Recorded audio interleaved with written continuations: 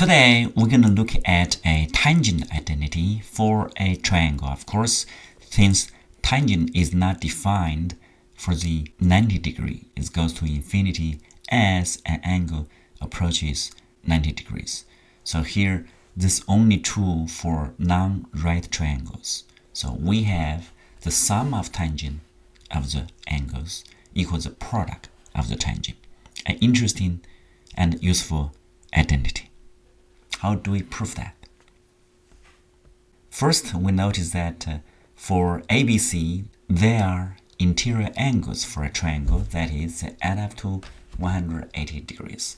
So in which case, C is going to be pi minus A plus B. In the tangent for x, pi minus x, the tangent value would be negative tangent x.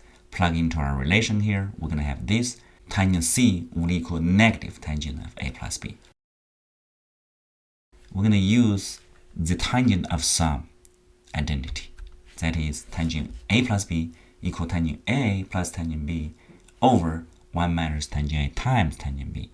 Let's plug in to the earlier relation, tangent C equal negative tangent A plus B, right? If you do the algebra, multiply the denominator here, you're going to get the equation here. Now expand it here on the left-hand side. And then if you do rearrangement, we're going to get the desired results. If you move the sum to the left and the product to the right, you're going to get the sum equal the product. So that is, the sum of tangent equals the product of tangent for a triangle. This result can be extended. We notice that the key steps in the proof is the relation that tangent C equals negative tangent A plus B. We can extend our results. If the sum of three arbitrary angles add up to a multiple of pi, we still have the relation tangent C equal negative tangent A plus B.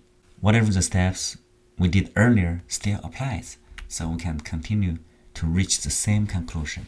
Okay, so this equation holds for any A, B, C that add up to multiple of pi.